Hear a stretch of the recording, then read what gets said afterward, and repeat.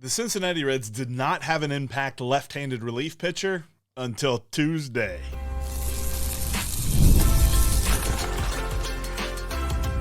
You are Locked On Reds, your daily Cincinnati Reds podcast, part of the Locked On Podcast Network, your team every day. Welcome into the Locked On Reds podcast. In this bonus episode, my name is Jeff Carr. I'm a lifelong Cincinnati Reds fan, and I've been podcasting about this team going on my 8th season. And I bring you takes and information about the Cincinnati Reds you won't get anywhere else. Thanks for joining me here on this bonus episode as we look at the newest addition to the Cincinnati Reds bullpen in Caleb Ferguson. The Reds really got themselves a bona fide lefty here, and I'm going to talk a little bit later on as to why I'm happy that they're not settling, but this episode's all about Caleb Ferguson here. Thanks for joining us on this bonus edition of Locked On Reds. Make sure you catch the daily episode where Steve and myself talked a lot about Eugenio Suarez and how he would really upgrade the lineup, and we kind of debated as to whether or not that cost that it'll take to get him was worth it. But here we're talking about Caleb Ferguson because the Cincinnati Reds needed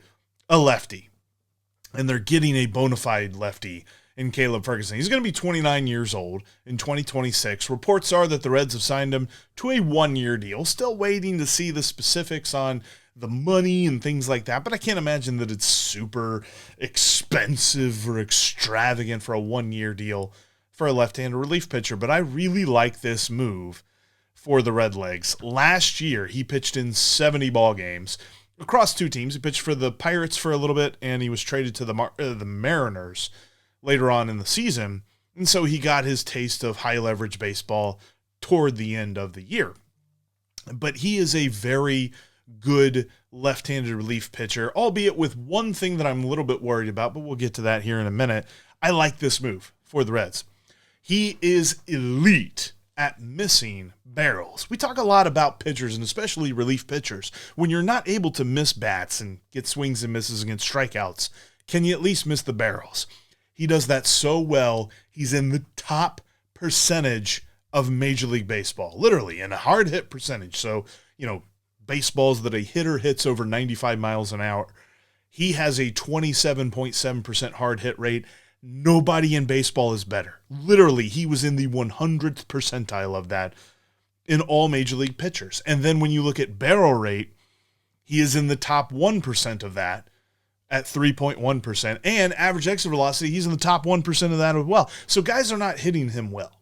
When they make contact, they don't hit it hard. They don't hit it far. His home run rate is very nice, in a very nice range. But he also keeps the ball on the ground quite a bit. League average is about 44%. He's at 49% for last year. In fact, he was just under 50%. So half the time, he's keeping the ball on the ground. He is doing everything that we have said in the past that Reds relief pitchers and pitchers in general need to do at Great American Ballpark, because it's a home run hitter's paradise. And if you're not going to throw hard, which he doesn't, like velocity-wise, he's not going to blow you away and really surprise you with anything. His four-seamer averages around 94 miles an hour, and his sinker that he throws a lot more to lefties than he does to righties is right around 94. It's at 93.9, according to Baseball Savant.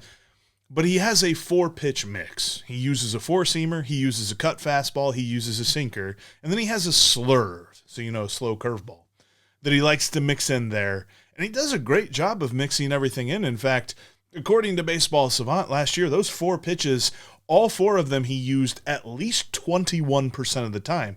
21.8% is the slurve. And you got 23% on the cutter, 23% on the sinker, and 31% on the four-seamer. Because you can't be a lefty only, there's no such thing as loogies anymore. So he pitches against righties some. And he does a decent job against righties, but he really limits the ability of left-handed hitters to get anything of value against him. Maybe he holds left-handed hitters to a 184 batting average. There was nobody on this Reds bullpen that was the kind of strategic pitcher that Terry Francona could go to, like what you get with Caleb Ferguson. So I really like this move. And I get it. He's not a bat, right? That's probably what you're screaming at. Jeff, we need hitters. We need lineup help. We need somebody to protect Elly De La Cruz. And Caleb Ferguson isn't going to do that. Like I said, we talked a lot more about that on who the Reds could look at. on the full episode for today.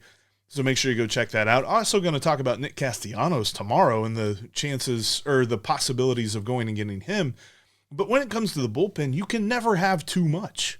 You can never have a good enough bullpen. I liked where the Reds were before they made this Caleb Ferguson move, but I like them a lot more in the bullpen now. Like, I kind of feel like the pitching side of the Reds is ready to go. You know, so long as there aren't any crazy injuries or anything like that, which typically happen during spring training.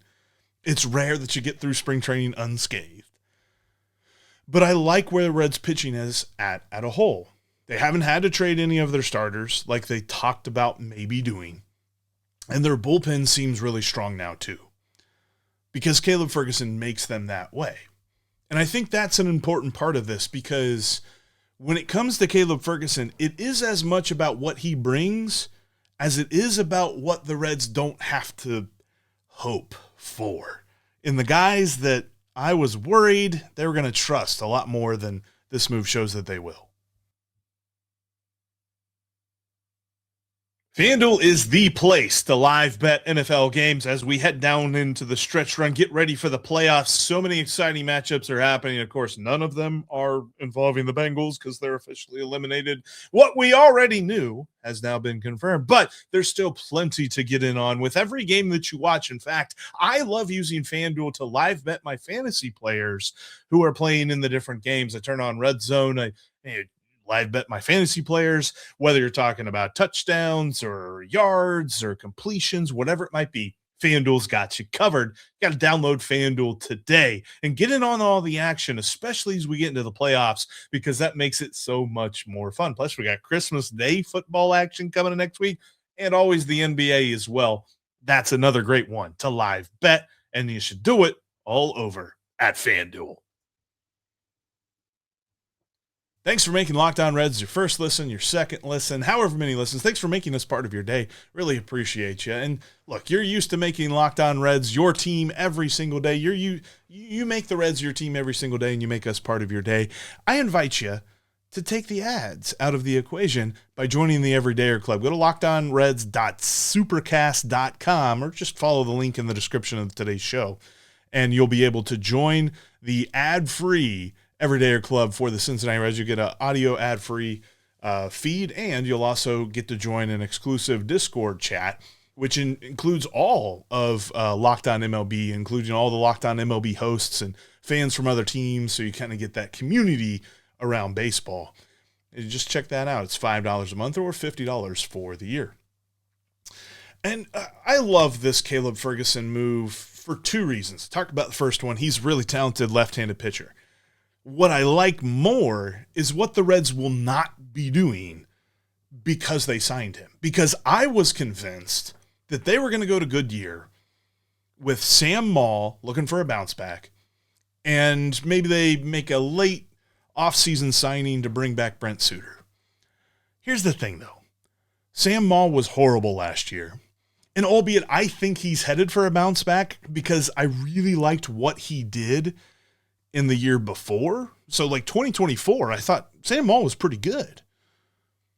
2025, it was horrible. So I thought he was heading for a bounce back in 2026. And then Brent Suter is not a lefty specialist. He's a long relief pitcher, the kind of guy that if your starter doesn't work out, you can bring in Brent Suter and kind of bridge that gap and not use so many relief pitchers. And that's cool. But he's not a lefty strategic pitcher that you really need in your bullpen, like Caleb Ferguson. Caleb Ferguson satisfies that need. Now, Terry Francona is going to be able to look at Caleb Ferguson late in the ballgame and say, come on in.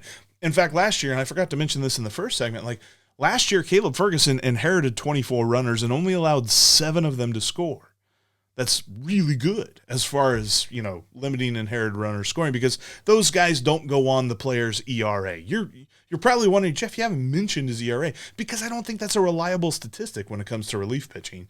All of the other stuff is limiting hard contact, strikeout rates, which is the one thing that I'm worried about with Caleb Ferguson, because it took a huge dip year over year. 2024 was at 26%, and 2025 is at 18%. So got to watch that one. But I feel like everything else around him is good enough, and Derek Johnson's going to be able to figure out what it is he needs to get more swing and miss. But it's great that he is already missing barrels. If he just misses bats a little bit more, man, he's going to be well worth whatever it is that they're paying him on this 1-year contract.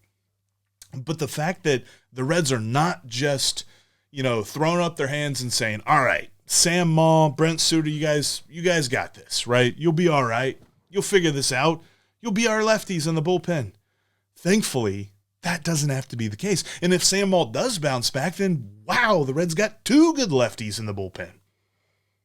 This is a good move for more than just the one reason. Like, I love the fact that Caleb Ferguson brings so much value, but you also now take all of the pressure off of Sam Moll from bouncing back. And look, if the Reds still go get Brent Suter and bring him back to be their long guy, how about that? That's fun.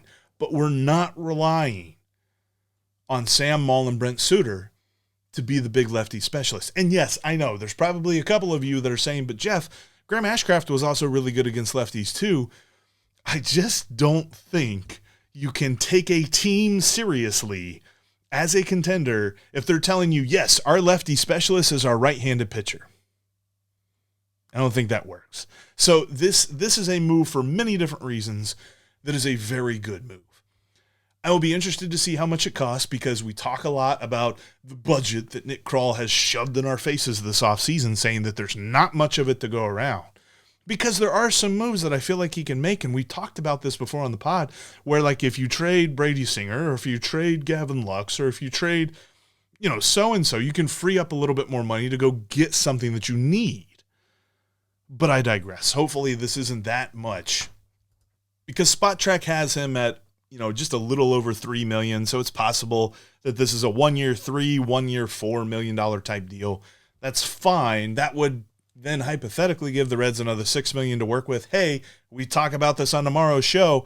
Miguel Andujar for $6 million. That seems pretty nice. But the whole thing with this is the Reds bullpen, I think, is now in a spot where they can be really happy with it and move forward and now build this lineup, get another guy to help out this lineup. Caleb Ferguson is a perfect fit for this team. And the fact that the Reds are not settling for Sam Moll and Brent Suter, or Sam Moll and insert another lefty coming up from AAA or something like that we haven't heard of yet, who is speculative at best, this is a good thing, and I'm happy to see it. Thank you so much for making Locked On Reds part of your day, however many times it might be, and thank you for joining us here on this bonus episode celebrating a new addition to the Reds bullpen in Caleb Ferguson. We'll be back with you tomorrow talking a lot about the idea of the Reds getting Nick Castellanos. That could be fun. And then later on this week, too, we will talk about the Reds Hall of Fame announcement. Reggie Sanders is finally making it to the Reds Hall of Fame. Steve and I will be really happy and celebrating that a little bit later on this week here on the Locked On Reds podcast. So much coming for you this offseason. So make sure that you're subscribed and following us on your favorite podcast apps everywhere you go. And by the way, did Locked On Reds make your Spotify wrap this year? I'd appreciate you shouting us out on social media. Tag the National Locked On Podcast account in it. You'll get a code for a free month of the Everydayer Club for Locked On Reds. Again, that's lockedonreds.supercast.com to check out the Everydayer Club, to get ad-free episodes, and to join the members-only Discord server. But that'll do us for us here today. Thanks so much for checking out Locked On Reds. Make sure you check out Locked On MLB for your second listen in Sully, covering all the news of the day. But you know that we will always be Locked On Reds every single day.